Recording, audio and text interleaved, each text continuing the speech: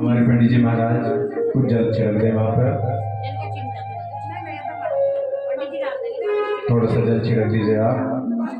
साक्षात भक्ति देवी नृत्य कर रही है हमारे इस कुंज गली में। छिड़क दो, कोई बात नहीं।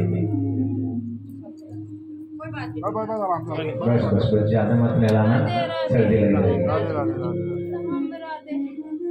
बोले बाके बिहारी लाल की जय, राधा रानी सरकार की जय।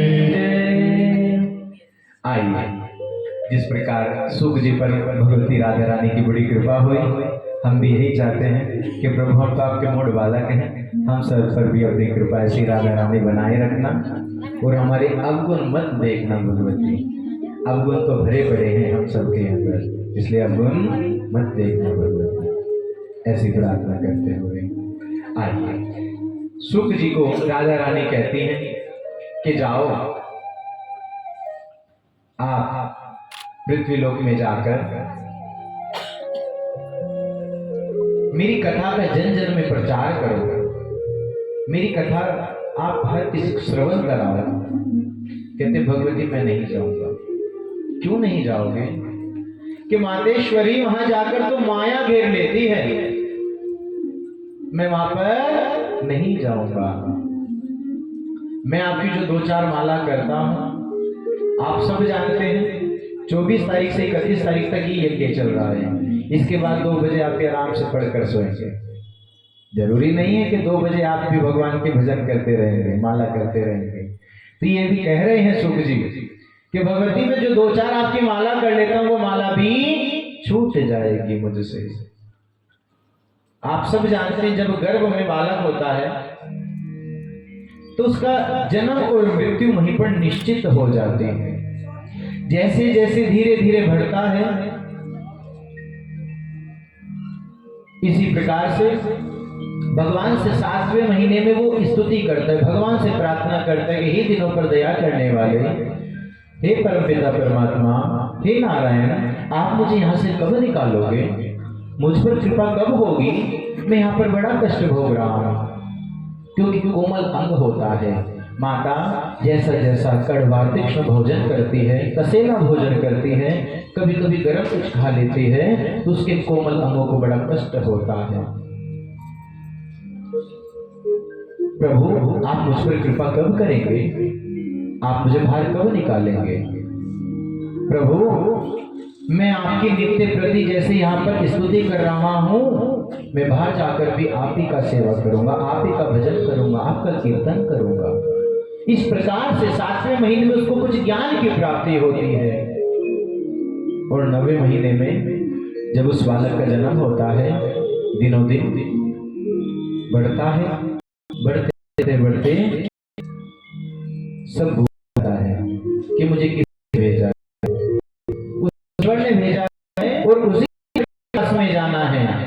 सब भूल जाते हैं कि बस मुझे तो केवल अपने माता पिता, अपना परिवार ही दिखता है। हम सब इस ममता में आकर बंध जाते हैं, ये मेरी माता है, ये मेरे पिता है, ये मेरा भाई है, ये मेरे है, इस परिवार के बंधनों में बंध रह जाते हैं और हरि भजन हम सब भूल जाते हैं। 7वें महीने बुद्धि है कि प्रभु मैं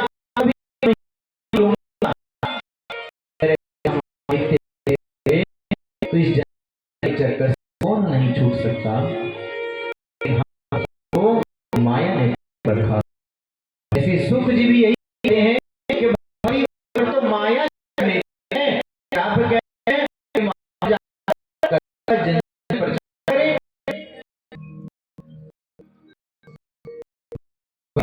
बालक तो माया का कोई असर नहीं होगा। आश्वासन, मैं तुम्हें आशीर्वाद देती हूं कि तुम पर माया का असर नहीं होगा।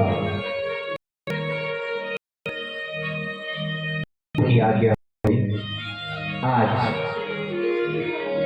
अमरनाथ जी की एक गुफा में, एक पक्षिणी के गर्भ में श्री महाराज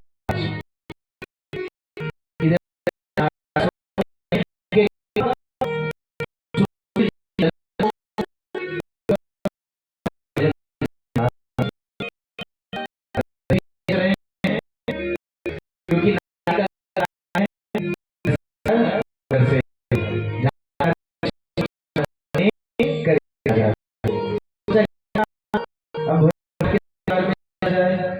क्योंकि इस अमर को कौन होता है? भोलेनाथ और भोलेनाथ ऐसे किसी बनाने वाले नहीं है। सोचा क्यों ना मैं की ओर चलूं।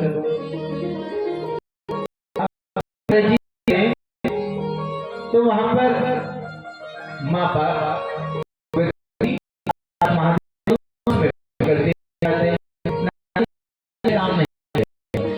भगवती अलग होगी,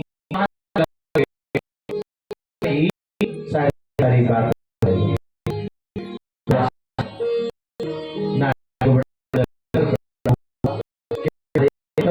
लिए गए। जैसे नारद जी आज वहां पर भगवती ने किया, आपको प्रणाम कर, प्रणाम स्वीकार करें। आप तो बड़े दिनों बाद नजर आए हैं। जैसे हमारे यहाँ कभी कभी कोई रिश्तेदार आ जाते हैं, कहते हैं बड़े दिन बाद आपका आगमन हुआ। और कोई कोई ऐसे भी होते हैं जो इधर की उधर हमारे परिवार में खटपट कर आके चले जाते हैं। तो आज माँ पार्वती यही कहती हैं कि प्रभु नारद जी महाराज आप तो बड़े दिन बाद नजर आए, क्या बात है? कहने लगे नहीं, बस अब मैं ज्यादा कहीं इधर उधर नहीं जाता। सब के सब स्वार्थ की प्रीति करते हैं, मैं इधर उधर नहीं जाता। सुर नर मुनि सब की यह रीति, स्वार्थ लाभ कर ही सब प्रीति। के सुर नर मुनि सबकी यह रीति, सब के सब स्वार्थ का प्रेम करते हैं, कोई भी सच्चा प्रेम नहीं करता। कि आप ऐसे कैसे कह सकते हैं कि सच्चा प्रेम नहीं? मेरे महादेव तो मुझसे बड़ा प्रेम करते हैं। जैसे आपके स्वामी भी आप सबसे बड़ा प्रेम करते होंगे। बोलो हाँ जी। नहीं बोले, नहीं करते क्या? सारी बात वो भी नहीं बताते आपको, इसलिए आपने हाँ जी नहीं बोला, बिल्कुल नहीं बताते। चलिए अनिल भैया अगर आवाज सुन लेते हैं, आज से सारी की सारी बात बतानी प्रारंभ कर दें। तो पार्वती कहती है मेरे महादेव मुझसे कुछ नहीं छुपाते। आप कैसे कह सकते हैं स्वार्थ की प्रीति? वो तो बड़ा प्रेम करते हैं हमसे। अच्छा, बहुत प्रेम करते हैं, कैसे कह सकती हो? मैं जब भी तप करता हूँ, जब भी हमारे महादेव तप करते हैं, तो जो भी भगवान उनको दर्शन देते हैं तो वो आकर मुझे बताते हैं आज मैंने इनके दर्शन किए, आज मैंने इनके दर्शन किए। बस इतनी ही बात बताते हैं। कभी तुमने ये पूछा कि जो मुंडों की माला पहनकर रखते हैं, ये मुंड की माला से ज्यादा प्रेम करते हैं या तुमसे ज्यादा प्रेम करते हैं? नहीं, ये तो मैंने कभी नहीं पूछा। अब मन में शंका आ गई भगवती। अभी तक तो सबका सब आनंदमय चल रहा था कि नहीं नहीं ये मैंने कभी नहीं पूछा उनसे। अब बता, तुझसे प्रेम करते हैं या इस माला से प्रेम करते हैं मुंडों की? बस इतना कह के अच्छा मैं चलता हूँ, क्योंकि नारद जी ज्यादा देर कहीं पर ठहरते नहीं हैं। अब जैसे ही गए बाहर को तो देखा महादेव आ रहे हैं। महादेव को प्रणाम किया, महादेव प्रणाम। अरे आज आपका कैसे आगमन? बस सोचा मैं थोड़ी देर आपके यहाँ पर आऊं, आप नहीं थे, मैं उनको प्रणाम करके चला आया। महादेव ने देखा रे नारद जी तो ऐसे कहीं भी नहीं जाते। जहां पर भगवान ये साक्षात नारद जी गए हैं, उनको साक्षात परमात्मा की भी कृपा हुई है उनके ऊपर, साक्षात भगवान से मिलाते हैं। नारद जी का केवल यही काम नहीं है। हम सभी ऐसा सोच लेते हैं ये तो इधर से उधर ही करने का काम करते हैं। ध्रुव जी महाराज को मिले थे, प्रहलाद जी की रक्षा की थी, गर्भ में ही नारद जी ने अपना आश्रम में उनको बिठा, उनकी माता जी को वहीं पे आश्रम में जगह दी थी। तो ये नारद जी ऐसे नहीं है। तो आज नारद जी तो अपना काम करके चले गए। आप सब जानते हैं आगे का कार्य क्या होगा।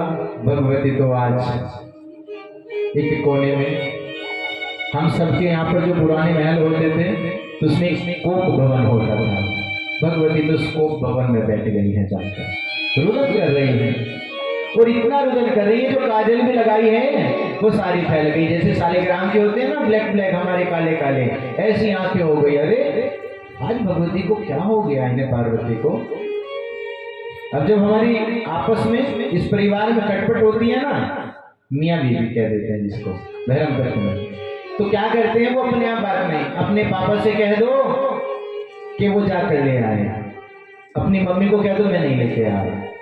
तो ऐसे ही भोलेनाथ इधर से उधर बातें चल रही है, आप इनसे कह दो, आप इनसे कह दो। भोलेनाथ ने कहा भाई क्या चल रहा है, अच्छा खासा मैं तुमको छोड़ कर गया, अचानक से ही तुम इतना करो। अरे हमारी इस प्यार किसकी नजर लग गई, हम तो बड़ा अच्छा प्रेम करते थे। अच्छा प्रेम करते हो आप मुझसे, आप झूठ बोलते हो। नहीं नहीं, मैं कभी झूठ नहीं बोलता। आप मुझसे प्रेम करते हैं, इस मुंडों की माला से प्रेम करते हैं, मैं तो दोनों से प्रेम करता हूँ। तो आप इनको तो हरदम अपने संग में रखते हो और मुझे कहीं संग में नहीं लेकर जाते। बस इतनी सी बात पर रूठी हो। ये मुंडों की माला और कोई नहीं, ये सब के सब आप ही के अंग हैं। ये आप जब भी अपना शरीर पूरा करती हो तो मैं वो मुंड इस माला में डाल लेता हूँ। अच्छा फिर तो आपने मुझसे कुछ छुपाया है। आपने ऐसी कौन सी औषधि पी रखी है, आपने ऐसी कौन सी औषधि पी रखी है कि आप तो कभी भी नहीं मरते और मैं हर जन्म में मुझको मरना पड़ता है। ऐसी कौन सी अमर कथा है। अब भगवती तो अब हट पकड़ ली है, अब मुझे भी या तो वो औषधि पिलाओ या वो बात बताओ। प्रभु ने कहा एक अमर कथा।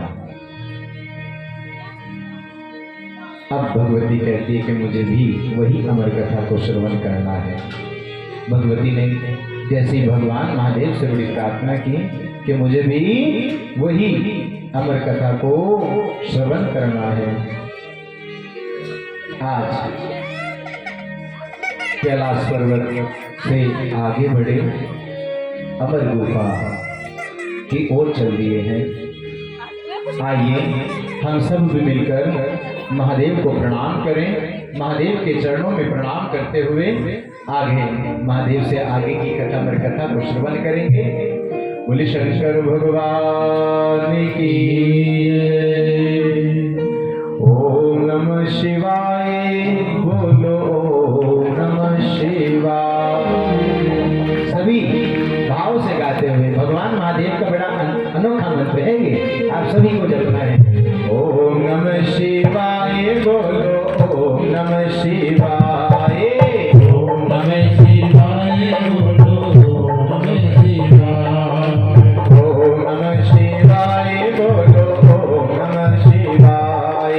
ओम नमः शिवाय, बोलो ओम नमः शिवाय।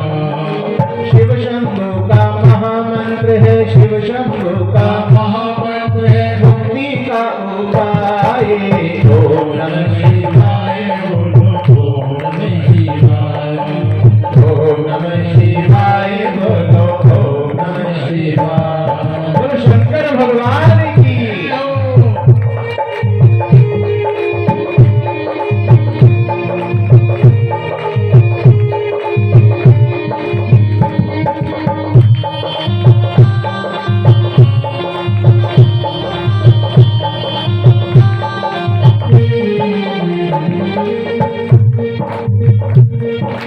जब जब डोले जीवन नैया शिव की महिमा गाओ।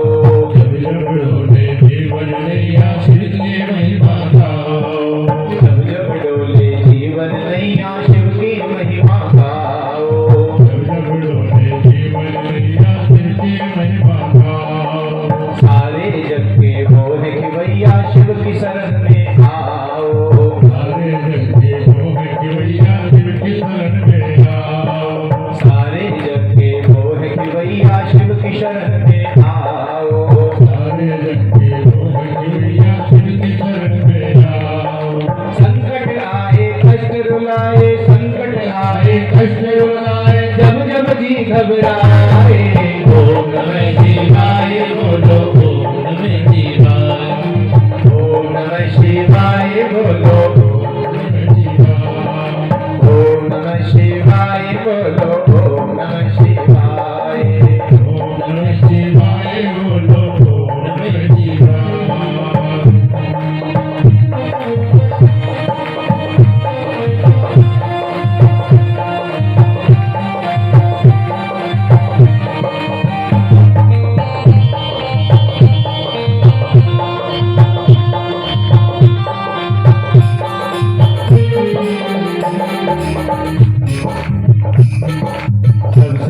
प्यारे सबसे न्यारे भोले भाले हैं बाबा, प्यारे सबसे न्यारे बाबा भोले भाले हैं।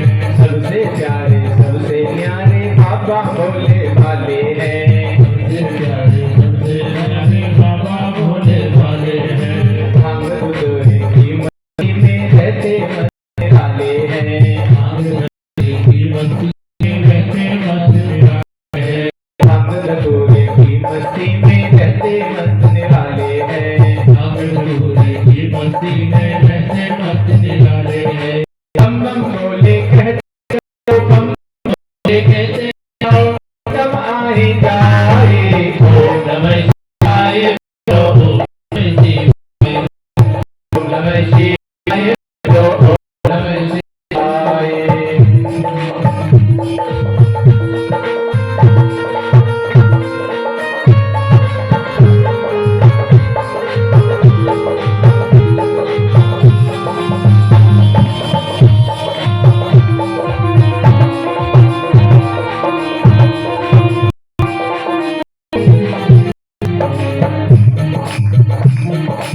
आधा चंदा मस्तक सोए कल्पकों की माला।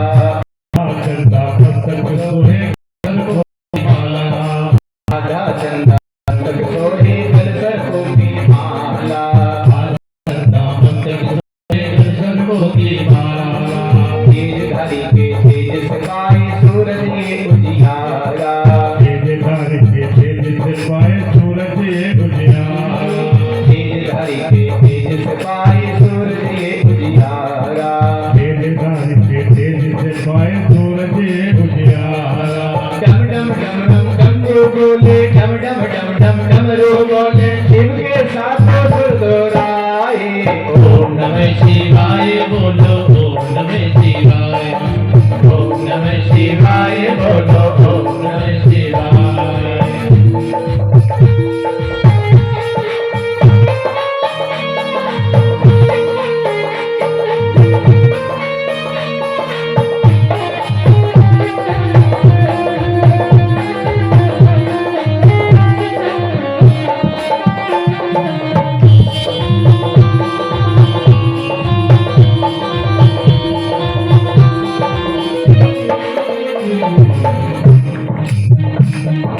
विपदा आई राम पे भारी, शिव शक्ति का जाप किया।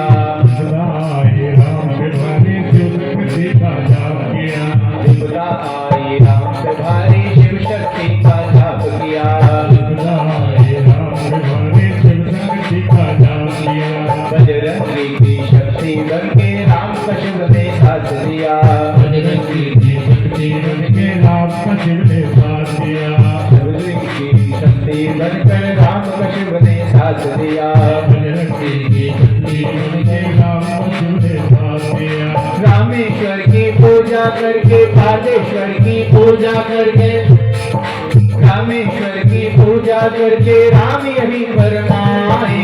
ओम नमः शिवाय बोलो, ओम नमः शिवाय, ओम नमः शिवाय बोलो, ओम नमः शिवाय। ओम नमः शिवाय बोलो, ओम नमः शिवाय, ओम नमः शिवाय बोलो, ओम नमः शिवाय। ओम नमः शिवाय बोलो, ओम नमः शिवाय। ओम नमः शिवाय बोलो, ओम नमः शिवाय। बोलो शंकर भगवान की जय।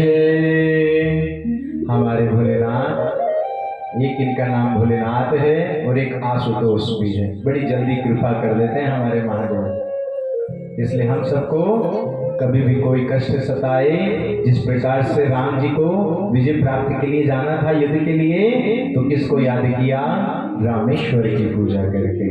अब रामेश्वर तो हम नित्य प्रति नहीं जा सकते, तो पारदेश्वर की पूजा करके हम सबको क्या करना है? पारदेश्वर भगवान की पूजा करें, नित्य प्रति पारदेश्वर महादेव की पूजा करते हुए और अपने कष्टों से निवृत्ति करें। तो महादेव जैसे ही अमरनाथ की गुफा में प्रवेश किया, डमरू बजाया। जैसे ही डमरू बजाया, जितनी भी चिड़िया, जितने भी पक्षी गण हैं, सब के सब वहां से उड़ गए। त्रिशूल चारों ओर परिक्रमा करके आए कि महादेव कोई कुछ नहीं है, सबको भगवान ने वहीं केवल। मां पार्वती से कहा आप भी देख लो, यहाँ पर कोई और बैठा तो नहीं, क्योंकि ये अमर कथा किसी को नहीं सुनाई जाती। अब तो बड़ी सुंदर सुंदर हमारे पास में देखो सब कुछ ध्वनि निकलने हमारे प्रारंभ, सबके सब यहीं पे आ गए हैं। हम साक्षात अमरनाथ की गुफा में, ये इतनी लंबी गुफा है और हम आपको अमर कथा को श्रवण करा रहे हैं। तो महादेव ने कहा कथा सुनने के कुछ नियम होते हैं कि जब हम कथा को श्रवण कर रहे हो तो हमें कभी बीच में नहीं बोलना चाहिए और कभी उठकर भी नहीं जाना चाहिए। कथा के बीच में कभी उठकर नहीं जाना चाहिए। और तीसरी बात कि जब आप कथा को श्रवण कर रहे हैं तो आपको झपकी नहीं लेनी है, सोना नहीं है आपको। आपको हम कथा सुना रहे हैं, आपको बोलना है आप सब जानते हैं हमारी माताएं कोई कथा सुनती है तो गर्दन हिलाते रहते हैं। तो आप सब भी आज से यही किया करें। मुझे भी लगेगा आप सो नहीं रहे हैं। यहाँ पर लीजिए हम आपकी कथा को श्रवण कर रहे हैं। बोले बाके बिहारी लाल की जय जय श्री राम, जय जय श्री राम, जय जय श्री राम, जय श्याम। अब महादेव जैसे ही कथा प्रारंभ करने वाले हैं, एक वहां पर गला सा अंडा, क्योंकि जैसे ही भगवान ने डमरू बजाया, जो शुकनी वहां पर गर्भवती थी वो डर के मारे उड़ गई। वो गर्भ वहीं के वहीं, वो अंडा वहीं पर रह गया। अब वो गला सा अंडा पड़ा है। भगवती ने सोचा ये तो ऐसे ही है, कोई कुछ नहीं है। अब जैसे ही प्रथम दिन की कथा में प्रवेश हुआ तो साक्षात महादेव मां पार्वती को कथा श्रवण करा रहे हैं। अब जैसे ही प्रथम दिन की कथा, अब हम तो यहाँ पर 2 से 5, 2 में भी 2.5 आ जाए, 3 आ जाए, पंडित जी कौन सा किसी को कहने वाले हैं। वहां तो नित्य प्रति 7 दिन तक दिन रात कथा चली है, जिसको हम कह देते हैं कंटिन्यू, वो कथा चल रही है। तो पहला दिन हुआ तो वो अंडा फूट गया, दूसरे दिन वो अंडा चलायमान हो गया। अब वो देख रहा है कि आनंद आ रहा है, वो कथा को श्रवण कर रहा है महादेव के मुख से। तो दूसरे ही दिन भगवान महादेव मां पार्वती को कथा श्रवण करा रहे हैं। उद्धव जी भगवान कृष्ण से, द्वारिकाधीश भगवान से पूछ रहे हैं कि प्रभु जब आप अपनी लीलाओं को पूर्ण करके स्वधाम चले जाओगे तो प्रभु हम सब आपकी पूजा कैसे करेंगे। भगवान कहते हैं कि मैं कहीं नहीं जाऊंगा, मैं श्रीमद् भागवत में ही विलीन हो जाऊंगा। जिसको मेरी पूजा करनी है वो भागवत जी की पूजा करे। इतने में ही उनको नींद आ गई। अब वो तो आराम से विश्राम कर रही हैं। सुख जी ने सोचा अब अगर ये तो सो गई हैं, महादेव कुछ नहीं हम बोले तो महादेव इस कथा को यहीं पे विराम कर देंगे। और बड़ा आनंद आ रहा है इस कथा को सुनने में। तो आप सब जानते हैं तोते को जो भी सिखाया जाता है वो वही बात सीख लेता है। अब उसने देखा कि प्रथम दिन में भगवती दूसरे दिन भी ऐसे ही। अब तीसरे दिन जब दूसरे दिन वो सो गई तो अब तो सुख जी भगवान महादेव कथा आंखें बंद करके सुना रहे हैं और वो इस प्रकार से चल रहा है। जैसे ही 7वां दिन हुआ तो महादेव ने कहा बोलो द्वारिकाधीश भगवान की जय। अब जैसे ही जयकारा लगा तो आंखें खुल गई। यहाँ पर भी अगर कोई सोता होगा तो जैसे ही जयकारा लगता है तो आंखें खुल जाती है कि पंडित जी ने कुछ हो सकता है अच्छी बात बताई हो, तो आंखें खुल जाती हैं। तो ऐसे एकदम आंखें खुल गई कि महादेव मुझे क्षमा करें, आप बस वहीं से प्रारंभ कर दें कि उद्धव जी ने कृष्ण को कहा आगे क्या हुआ। अरे मैंने तो सारी की सारी कथा सुना दी और तुम कहती हो आगे क्या हुआ। ऐसे यहाँ पर भी कभी कभी कोई भक्त ऐसे आ जाते हैं, पंडित जी आपने वो कथा में क्या सुनाया। उस समय थोड़ी सी निद्रा देवी आ गई थी, आ जाती है महादेव ने कहा, अच्छा तुमने नहीं सुनी तो कौन हुंकार भर रहा था, कौन हूं कर रहा था? जैसे ही महादेव की नजर गई, अब वो तो वहां से चले गए। अब पीछे पीछे महादेव चले जा रहे हैं। इतने में ही एक बद्री का आश्रम, व्यास जी की गुफा आती है। जो भी बद्री का आश्रम बद्री विशाल जी गए हैं, वहां पर बहुत सुंदर व्यास जी की गुफा आती है। व्यास जी महाराज वहीं पर अपना तप करते हैं। बिटका देवी जी उनसे कह रहे हैं, उनकी धर्म पत्नी का नाम है बिटका देवी, कि स्वामी इतनी उम्र बीत गई, कोई बालक नहीं हुआ। व्यास जी महाराज कहते हैं, आप चिंता मत करो देवी, जब हरि की इच्छा होगी हो जाएगा। इतने में एक उबासी आई। जैसे उबासी आई तो वो अंदर गर्भ में प्रवेश कर गए। पीछे पीछे महादेव आ रहे हैं। महादेव को देखकर व्यास जी तो बड़े गदगद हो गए। प्रणाम महादेव प्रणाम, आज आपका आगमन मैं धन्य हुआ, लेकिन प्रभु आपको तो बड़े सुंदर रूप में आना चाहिए, आप तो बड़े क्रोधित हैं, आंखें आपकी लाल हो रही हैं, क्या बात है प्रभु? इतना क्रोध कि एक चोर घुस आया है तुम्हारी इस गुफा में, तुम्हारे घर में एक चोर घुस आया है। महाराज अगर चोर है तो आप बिल्कुल ले जाओ, देख लो कहां पर है, लेकिन एक बात बताओ, आपके पास है ही क्या जो वो चुरा कर ले गया? आप तो सर्पों की माला डालकर रखते हो,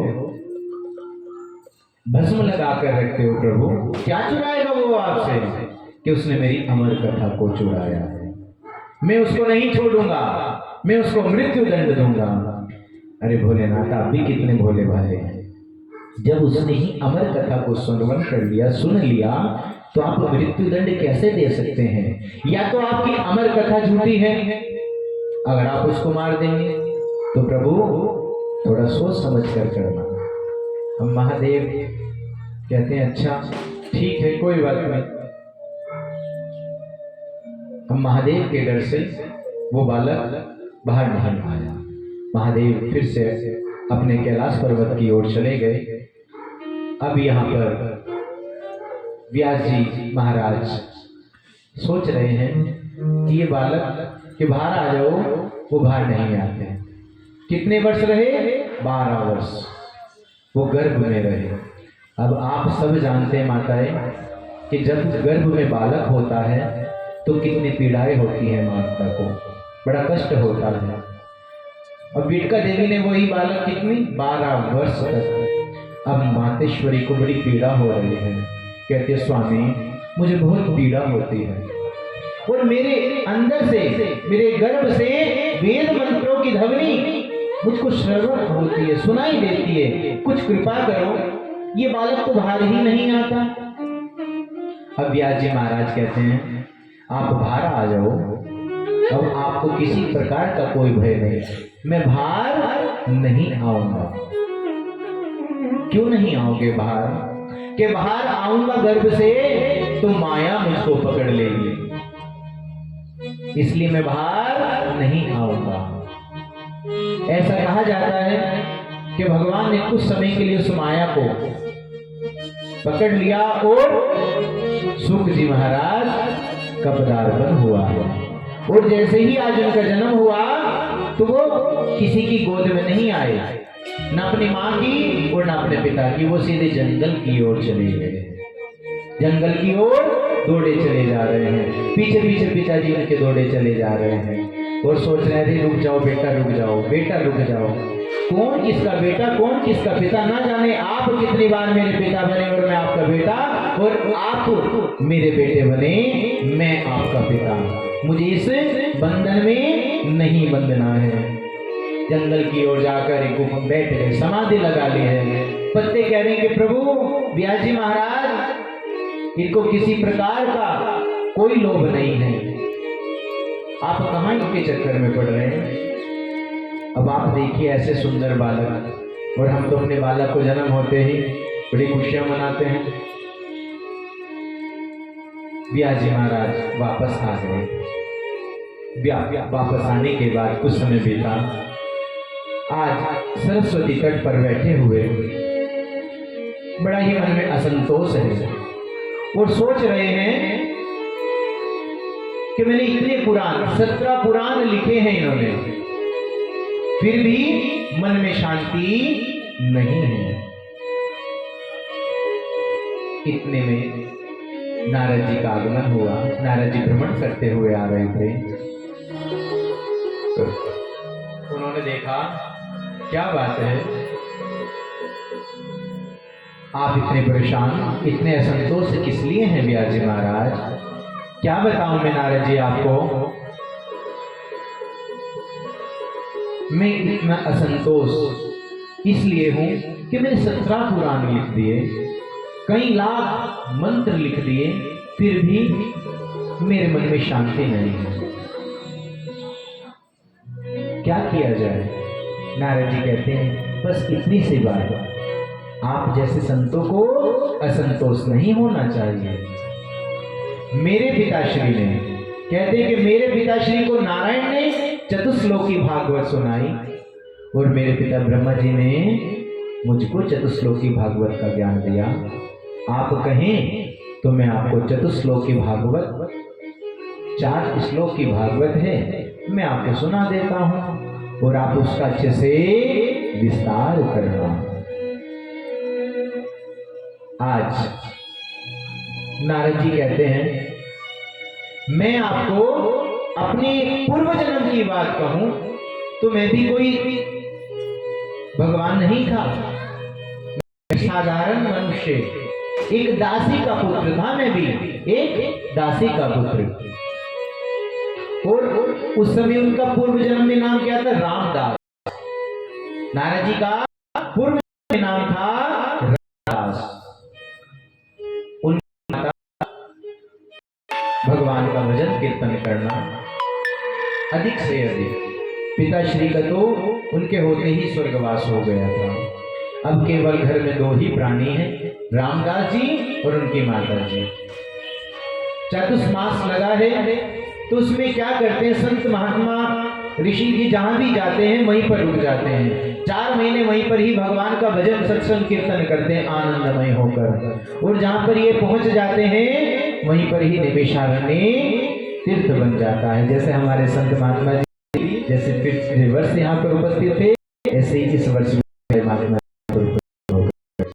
इस कुंज को किया जाए तो काल सौभाग्य प्राप्त होता है।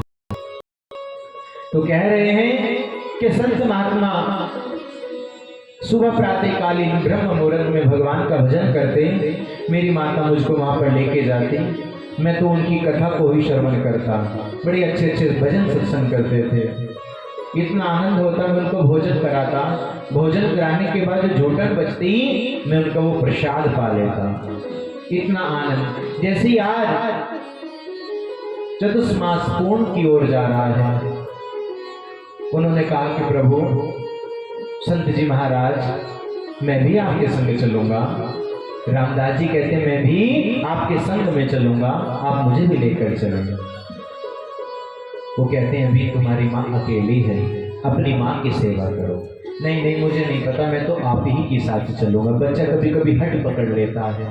उन्होंने कहा आप हमारी बात को मानते हैं तो शास्त्र में कहा जाता है मातृदेवो भव पितृदेवो भव गुरुचरण कमलेभ्यो नमः, कि सबसे पहले हमें, हमारी गुरु कौन है? हमारी माँ हमारे गुरु है। मातृदेवो भव, कि आपकी जो माँ है वो गुरु से भी बढ़कर है, आपको सबसे पहले उनकी सेवा करनी चाहिए।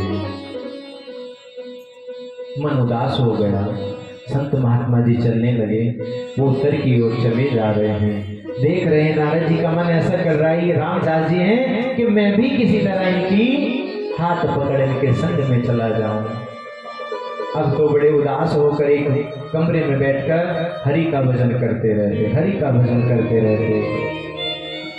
एक दिन समय आया, माता जी कुछ जंगल से लकड़ी लेने के लिए गई, उनको सर्प ने डस लिया और उनकी वहीं पर मृत्यु हो गई।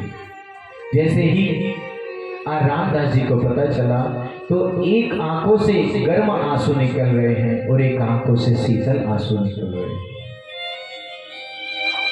गर्म आंसू तो इसलिए कि मेरी माँ मुझे छोड़कर चली गई। और शीतल आंसू, वो ठंडे आंसू इसलिए हैं कि अब मेरी पूजा में कोई भी व्यवधान नहीं पड़ेगा, अब तो मैं हरि का भजन करूंगा। वो भी चल पड़े जिस ओर संत महात्मा जी चले थे, आज वो भी उसी ओर चल पड़े हैं। बद्री का आश्रम में जाकर वहीं पर भगवान का जप तप करने लगे। बहुत समय बीत गया, कई वर्ष बीत गए। जब कई वर्ष बीत गए तो भगवान की आकाशवाणी हुई कि पुत्र, इस जन्म में तुम्हें हमारी प्राप्ति नहीं होगी। जब जल प्रलय हो जाएगी, अगले जन्म में तुम्हें हमारी प्राप्ति होगी। तो संतों की कृपा इतनी हुई कि इस जन्म में तो नहीं, लेकिन अगले जन्म में उनको ब्रह्मा जी का अंश पुत्र कहा जाता है। ब्रह्मा के अंश से नारद जी, और सनकादिक ऋषि के बड़े भाई हैं। तो आज जैसे व्यास जी को सुनाए, व्यास जी तो बड़े गदगद हो गए। इतना कहकर नारद जी चल पड़े हैं। अब व्यास जी महाराज ने चतुश्लोकी भागवत जो 4 श्लोक हैं, उनके 18,000 श्लोक बना दिए। अब सारी की सारी भागवत कथा को लिख दिया, लेकिन अब वो उनके मन में अभी भी असंतोष है कि कथा में किसको सुनाऊं। श्रोता कैसा होना चाहिए? उसके मन में छल कपट नहीं होनी चाहिए, विश्वास होना चाहिए। काम, क्रोध, मोह, लाभ, ये सब कुछ जिसके पास नहीं, जो केवल परमात्मा की सेवा करता हो, जो निस्वार्थ भगवान की सेवा में तत्पर रहता हो, ऐसे श्रोता को कथा श्रवण करानी चाहिए। अब और तो कोई भी नहीं दिखता। व्यास जी महाराज सोच रहे हैं कि जिसने जन्म लेते ही जंगल की ओर चला गया, उससे बढ़कर कोई त्यागी नहीं हो सकता। आज अपने शिष्यों को कुछ मंत्र दे दिए और मंत्र को देकर कहा है कि जाओ, ये मंत्र का उच्चारण आप इस जंगल की ओर करना। वहीं पर मेरा पुत्र समाधि लगाकर बैठा है। आज जैसे ही उनको मंत्र दिया गया, वो जंगल की ओर गए, तो शिष्य वहां पर कहते हैं, वरह पीड़ा नटवर वपुः कर्णयो कर्णिकारं बिभ्रतवास कनक कपिशं वैजयन्ती च माला। वरह पीड़ा नटवर वपुः कर्णयो कर्णिकारं, इतना सुंदर जिसका रूप है, मोर मुकुट लगाए हुए, बांसुरी हाथ में लिए हुए, पीतांबरी पहने हुए, मोर मुकुट वाले भगवान, इतना सुंदर जिनका रूप है, वो कितने सुंदर होंगे। इतना सुंदर, जैसे ही इस श्लोक को सुना तो सुखदेव जी महाराज की समाधि टूट गई, आंखें खोली और वहीं पर श्लोक पूरा हो गया। जैसे श्लोक पूर्ण हुआ, वो फिर से आंखें बंद करके बैठे। अब शिष्यों ने कहा, वहां से वापस आ गए और वापस आकर उन शिष्यों ने कहा, गुरुदेव, कुछ समय के लिए उन्होंने अपनी आंखों को खोला और आंखों को खोलने के बाद में फिर से वो समाधि में बैठ गए। उन पे कोई असर नहीं हुआ। केवल जैसे ही हमने मंत्र का उच्चारण किया तो उन्होंने आंखें खोली। आंखें खोलने के बाद फिर से आंखें बंद कर ली। अब सुखदेव जी महाराज फिर से समाधि में बैठे हैं। व्यास जी महाराज ने कहा, अच्छा ठीक है, मैं आपको एक और मंत्र देता हूं, और ये मंत्र को भी वहीं पर जाकर श्रवण कराना उनको। अहो वकीयम स्तन कालकूटम जिंघाशपाये यदा यशास्वे। अब ये क्या कह रहे हैं? अहो वकीयम स्तन कालकूटम, कि भगवान ने पूतना क्या काम करने के लिए आई थी? भगवान कृष्ण का वध करने के लिए आई थी, लेकिन भगवान ने उनके साथ में क्या की, उन पर भी कृपा की है। वो तो विष लगा कर आए थे, और भगवान ने पूतना को भी जो मां की गति होती है वही गति प्रदान कराई। राक्षसी थी। जब उसका दाह संस्कार हुआ तो आप सब जानते हैं कि राक्षस में से बू आती है, लेकिन वहां बू नहीं, वहां तो चंदन की सुगंध आ रही थी। तो जिस भगवान ने इतनी कृपा की, तो अब तो सुखदेव जी महाराज की समाधि टूट गई। अरे कितने सुंदर सुंदर श्लोक ये कौन सुना रहा है। जैसे ही उन शिष्यों से पूछा गया, वो कहने लगे वहां पर आपके पिताजी, उनके पास ऐसे अनेक 18,000 श्लोक हैं। दौड़े दौड़े उनके पास में गए, उनको प्रणाम किया। उनको पिताजी नहीं कहा उन्होंने, केवल प्रणाम किया उनको, क्योंकि वो तो पिता और बेटे के बंधन में बंधना ही नहीं चाहते। अब व्यास जी महाराज को कहते हैं, आप मुझे आगे के श्लोक श्रवण कराएं, मुझे सुनने में बड़ा ही आनंद हुआ है। अब व्यास जी महाराज ने बड़े सुंदर उनको 18,000 श्लोक श्रवण कराए। श्रवण कराने के बाद भी अब सोचा कि श्रवण तो करा दिया, लेकिन इसका उत्तराधिकारी किसको बनाया जाए। अगर मैं कहूं कि मेरे बेटे ने इसको बड़ी निस्वार्थ के साथ में सुना है, तो कुछ ऐसा सोचेंगे, अभिमान हो गया व्यास जी को, ये केवल अपने बेटे की तारीफ कर रहे हैं। कभी भी हमें अपने बालक की तारीफ अपने उन बच्चों के सामने नहीं करनी चाहिए, अन्यथा वही सिर पर चढ़ जाते हैं कि हमारे माता पिता तो हमारी बहुत तारीफ करते हैं, हम तो ऐसे है ही नहीं, ऐसा सोच लेते हैं। अब व्यास जी महाराज ने सुखदेव जी को जनक जी के पास में भेजा कि जाओ उनसे भी शिक्षा लेकर आओ। आज जैसे ही सुखदेव जी महाराज उनके पास में गए हैं, जनक जी के पास, जनक जी के पास में जाकर उनको सैनिक वहां पर हैं, उनको कहा कि जाइए आप जाकर कहें कि सुखदेव जी आए हैं, मैं उनको मिलना चाहता हूं। जनक जी महाराज ने कहा कि जाओ उनको कह दो अभी 5 दिन तक समय नहीं है, फिर आएंगे।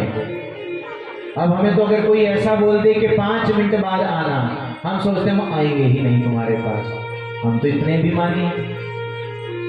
अगर हमारा कोई विशेष ही कार्य है, जैसे कि कहाँ होता है हमारे विशेष कार्य, डॉक्टरों के यहाँ पर, अगर डॉक्टर साहब 3 घंटे नहीं आए तो हम 3 घंटे बैठे रहेंगे, उनकी प्रतीक्षा करेंगे। और अगर पंडित जी 2 से 2:30 बजे आएंगे तो हम 2:45 बजे ही आएंगे, हम 1:30 बजे नहीं आएंगे। प्रतीक्षा हम थोड़ा ही ना करेंगे। कथा किसको सुनानी है? पंडित जी महाराज को सुनानी है, हमें तो केवल श्रवण करनी है कथा, इसलिए हम तो 3 बजे ही आएंगे, हम उससे पहले नहीं आएंगे, ऐसा सोच लेते हैं हम।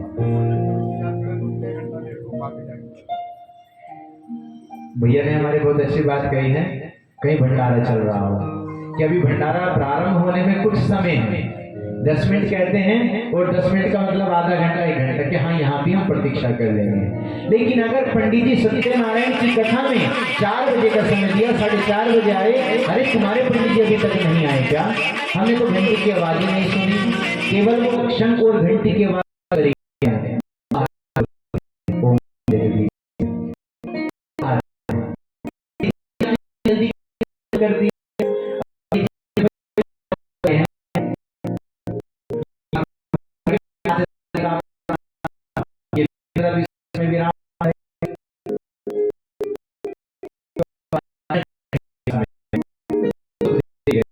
उनको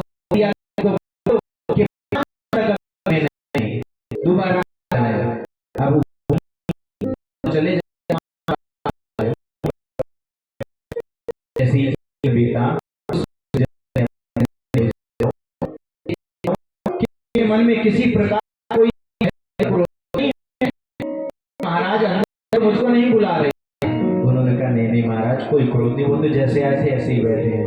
1 दिन 2 दिन 3 दिन 4 दिन हो गए, जब 4थे दिन पूछा जाओ अब देख कर आओ, कहने लगे महाराज हमने कभी ऐसा बालक देखा ही नहीं है, ये तो इतना सुंदर बालक है, जैसे मुस्कुराता आया था आज भी मुस्कुरा रहा है।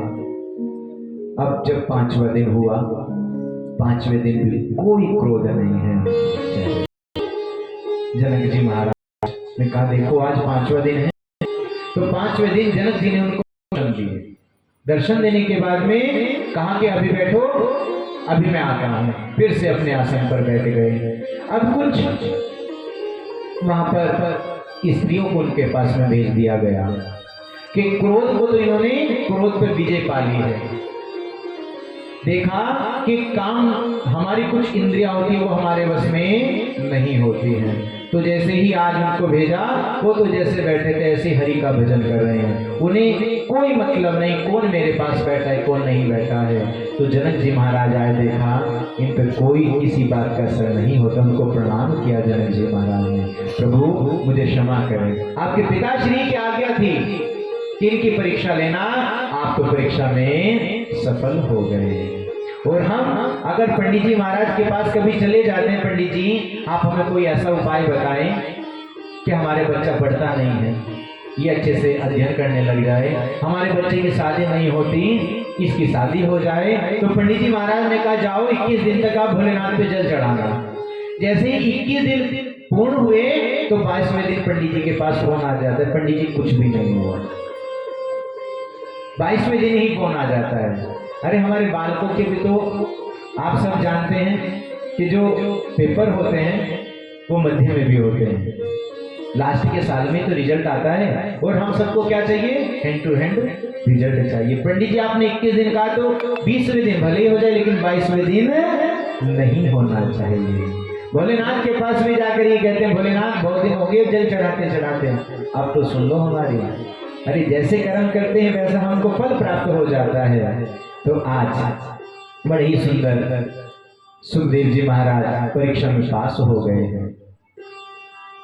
जैसे ही परीक्षा में पास हुए तो सोनक आदि ऋषि बड़े ही प्रसन्न हुए कि सूत जी महाराज हम तो बड़े प्रसन्न हो गए, इतनी सुंदर कथा को आपने हमें श्रवण कराया।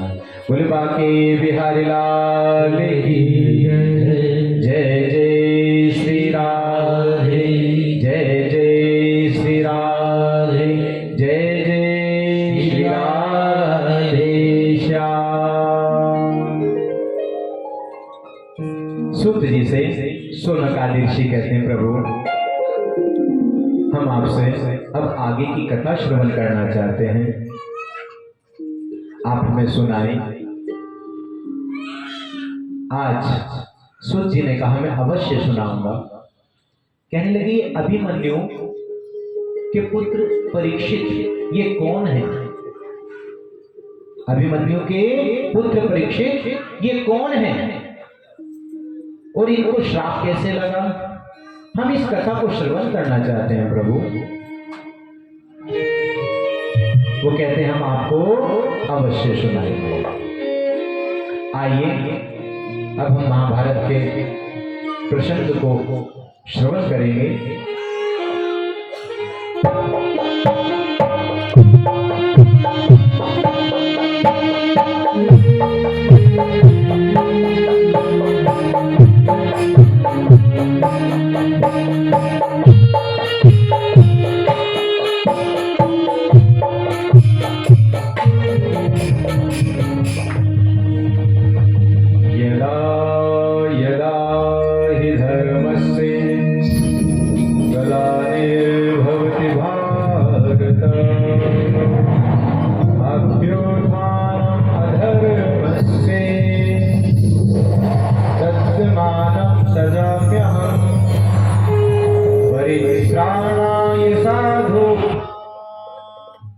जानते हैं महाभारत क्या है? ये कलयुग में भी इसका प्रभाव आ गया है। भाई भाई जमीन जायदाद के लिए आपस में इतना मतभेद कर देते हैं, कहते तो हैं खून का रिश्ता है, फिर भी अगर कोई जमीन जायदाद की बात हो जाए तो मैं इसको एक सुई नहीं दूंगा, मना कर देते हैं, बंटवारे पर आ जाते हैं। अगर हम सब मिलकर एक जगह रहें, जब ये हमारी 5 उंगली हैं, अगर मुट्ठी बंद हो जाए तो इनको कोई खोल नहीं सकता। और अगर ये अलग हो जाए तो क्या होगा, एक एक को कोई तोड़ भी सकता है। यही महाभारत, यहीं से प्रारंभ होता है। प्रभु ने बड़ी कोशिश की है कि ये महाभारत ना हो महाभारत। भगवान खुद हमारे केशव शांति दूत बनकर गए, लेकिन जब हमारी बुद्धि ठिकाने नहीं रहती तो तब ऐसा ही होता है। आप सब जानते हैं, कौरवों सारे 99 मर चुके हैं। 100 भाई हैं, 99 मर चुके हैं, केवल एक ही जीवित है। और आज आप सब जानते हैं, बड़े दुख में, इतना दुख हो रहा है उनको कि 5 पांडव, केवल 5, लेकिन उनके साथ कौन है, साक्षात केशव है। और कौरव कितने भाई हैं, 100। और भगवान की जितनी भी सेना है, भगवान कृष्ण का बताओ तुम किसको लेना चाहते हो? मुझे रखना चाहते हो अपने संग में, या मेरे इन सेना को रखना चाहते हो कि मैं पूरे महाभारत में हथियार नहीं उठाऊंगा? कि प्रभु फिर हम आपका लेकर करेंगे क्या? जब आप कुछ करोगे नहीं, हाथ पैर नहीं चलाओगे, तो हम आपका क्या करेंगे? ऐसी बुद्धि, बताओ क्या करना चाहते हो? पहल तुम्हारी है कि प्रभु ये जितने भी आपके सैनिक हैं, ये सारे के सारे आप हमारी ओर कर दो। ये कम से कम लड़ेंगे तो हमारे सारे, हम इनके संग में रहकर और बलशाली बन जाएंगे। अब तो केवल 5 पांडव रह गए और उनके साथ केशव, उन्होंने कह दिया तो हम हथियार ही नहीं उठाएंगे। इतना सुंदर वर्णन। आज दुर्योधन केवल बचा है और उसकी भी भीम ने जंघा तोड़ दी है,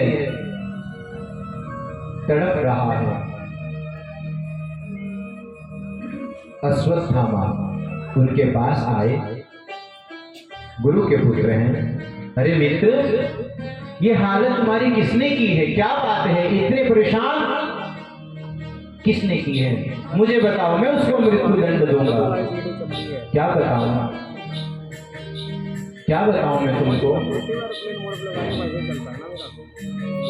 कि 5 पांडव, केवल 5 थे, उन्होंने मेरे 99 भाई को मार दिया है। भीम ने मेरी जंघा तोड़ दी है और हम एक को भी ना मार पा, एक कभी बाल विवाह का नहीं कर सके। जाको राके साइया मार सके ना कोई। 5 के 5 पांडव के लिए खरोच भी नहीं आई। क्या बात है? अश्वत्थामा ने कहा बस इतनी सी बात बताओ मित्र, मैं तुम्हारे लिए क्या कर सकता हूँ? तुम कहो, तुम उनके शीश लाकर तुम्हारे पास लाकर रख दो। अच्छा, जो हम 100 भाई नहीं कर पाए, तुम अकेले कर पाओगे? हाँ हाँ मित्र, मैं कर पाऊंगा। आज प्रतिज्ञा कर ली अश्वत्थामा ने और चल पड़े हैं। हमारे गोविंद सब जानते हैं कि अश्वत्थामा आ रहे हैं, जहाँ पर 5 भाई विश्राम के लिए लेटे। भगवान गोविंद उनके सामने खड़े। अर्जुन ने देखा, अरे गोविंद, केशव, आप यहाँ पर खड़े हो, रात्रि हो रही है, विश्राम का समय है।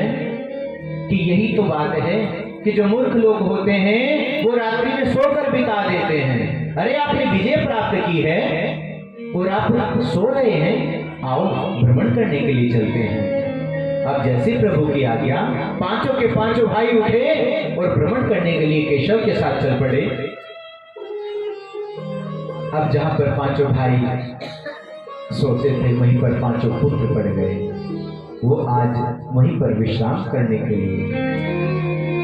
अश्वत्थामा मध्य रात्रि आया, देखा, अरे ये 5 के 5 यहाँ पर लेटे हैं। अपनी नंगी तलवार को निकाला और एक एक के सिर धड़ से अलग कर दिए। और जैसे अलग किए तो वहां पर नहीं छोड़े, मुझे तो अपने मित्र के पास लेकर जाने। एक एक के सिर अपनी पोटली में रख लिए, 5 के 5 शीश धड़ से अलग कर दिए। और बड़ी प्रसन्नता के साथ में अपने मित्र के पास में जाता है, लो मित्र, मैं ले आया हूं। लेकर आए हो? मैं 5 के शीश ले आया। रे आपने तो बड़ी वीरता का कार्य किया है, जो मिलकर हम 100 भाई नहीं कर पाए, आपने अकेले ने वो कार्य कर दिया। लाओ, सबसे पहले तुम मुझे उस भीम का सिर दिखाओ जिसने मेरी जंघा को तोड़ा है। मैं सबसे पहले उसका शीश देखना चाहता हूँ, कैसा लगता है उसका कटा हुआ सिर। आज जैसे ही उसने निकाला और निकाल के, अरे मित्र ये क्या कर दिया तुमने, ये क्या कर दिया मित्र, ये तो बहुत बड़ा अपराध हो गया मित्र। तुमने हमारे कुल में जल देने वाला भी नहीं छोड़ा मित्र। ये तुमने मित्रता का कार्य नहीं किया, ये तो तुमने शत्रुता का कार्य किया है मित्र, ये तुमने अच्छा नहीं किया। आप सब जानते हैं दुर्योधन को इच्छा मृत्यु का वरदान, कि जब आपको बड़ी प्रसन्नता होगी और बड़ा दुख होगा, एक साथ ये दोनों जब तुमको मिल जाएंगे, तब आप प्रभु को प्यारे हो जाएंगे। एक और से इतनी खुशी मिली कि 5 के शीश मेरे पास में आ गए, और जैसे निकाल के देखा, रे नहीं ये तो हमारे वंशज हैं। आज वहीं के वहीं गोविंदाय नमो नमः हो गया। अब अश्वत्थामा सोच रहा है, अब ये 5 भाई मुझे नहीं छोड़ेंगे। जैसे ही प्रातःकालीन द्रौपदी आई, उसने देखा कि वहां तो खून से लथपथ, अरे बड़ी जोर जोर से चिल्लाने लगी, रुदन करने लगी। इतनी रुदन किया, इतना रुदन किया कि 5 के 5 पांडव वहां पर आ गए। देखा, अरे ये क्या हो गया, आज तो बड़े क्रोधित हुए। गांडीवधारी अर्जुन कहते हैं, मैं उसको नहीं छोड़ूंगा जिसने ये महापाप किया है। ये तो अश्वत्थामा ने पाप किया। आप सबके सब भाई अब बड़े ही रुदन कर रहे हैं, क्योंकि जिसके बालक चले जाते हैं कष्ट तो होता है। आज अर्जुन को लेकर, अर्जुन भगवान केशव को लेकर, सारथी कौन है? केशव है साक्षात, लेकर उनको चल पड़े हैं कि मैं उसको नहीं छोड़ूंगा जिसने इनकी मृत्यु की है। मैं उसको इतना ऐसा दंड दूंगा, तुम्हारे सामने उसको मृत्यु दंड मिलेगा। ऐसा कहकर आज प्रतीक्षा कर ली और चल पड़े हैं केशव के साथ में। जैसे ही केशव के साथ में गए रथ पे बैठकर, तो अश्वत्थामा ने ब्रह्मास्त्र चलाया। तो कहते हैं, भगवान केशव आप मेरी रक्षा करो, रक्षा करो। प्रभु ने कहा, आप पर भी तो चलाना आता है, आप भी ब्रह्मास्त्र चला दो। लोहे को लोहा काटता है, आप भी चला दो। जैसे अर्जुन ने चलाया, तो दोनों के दोनों जब आपस में मिले तो शांत हो गए। अर्जुन ने अश्वत्थामा को बंदी बना लिया, और बंदी बनाकर रथ के नीचे घसीटता हुआ आज लेकर आया है, द्रौपदी के सामने लाकर छोड़ दिया। लो बताओ अब इसका क्या किया जाए, इसको कौन सा दंड दिया जाए? वो कहते हैं इसको यही मार देना चाहिए, इसका सिर भी धड़ से अलग कर देना चाहिए। भीम कहते हैं, मैं इसको भी यहीं पे कर देता हूं। तो भगवान कृष्ण देख रहे हैं, हमारे गोपाल केशव देख रहे हैं। अरे आप खड़े क्या देख रहे हैं केशव? अर्जुन ने कहा, केशव आप क्या देख रहे हैं? आप भी कुछ बताइए, क्या करना चाहिए? कहते हैं,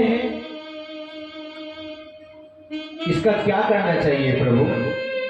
अब जैसे ही बंदी बना रखा था, तो द्रौपदी ने देखा कि ये तो हमारे गुरु के पुत्र हैं। मुच्यता में से ब्रह्मांडो निंतरा गुरु, कि छोड़ दो, ये गुरु के पुत्र हैं, इन्हें छोड़ देना चाहिए। अरे इसने इतना भारी अपराध किया, इसने हमारे बालकों के शीश काट दिए, और तुम कहती है छोड़ दो इसको। हम नहीं छोड़ेंगे, हम इसको मृत्यु दंड देंगे। कि मृत्यु दंड देने से क्या होगा? मेरे बालक तो वापस नहीं आ जाएंगे। आज जैसे मैं रुदन कर रही हूं, कल को ऐसे इसकी माँ भी रुदन करेगी। और आज की कलयुग की कुछ माताएं ऐसी होती है, बेटा अगर तुम्हारी इस गाल पे मारा तो उस गाल पे तुम मार के आना, ऐसी शिक्षा देते हैं। उन्होंने कहा छोड़ दो, ये ब्राह्मण है और ब्राह्मण को तो कभी अपमान नहीं करना चाहिए, और दूसरी बात ये गुरु का पुत्र है। तो कृष्ण से पूछा गया, अर्जुन ने कहा प्रभु आप बताइए क्या करना चाहिए। कहने लगे ये गुरु का पुत्र है, ब्राह्मण है, इसको छोड़ देना चाहिए, लेकिन ये आतताई है, इसको छोड़ना भी नहीं चाहिए, दंड इसको अवश्य मिलना चाहिए। कि प्रभु अगर आपके जैसे न्यायाधीश 2-4 और बैठ जाएं तो हम सबका तो हो गया भला। बताइए क्या करें अब हम। अर्जुन क्या मैंने तुम्हें गीता में ज्ञान नहीं दिया है?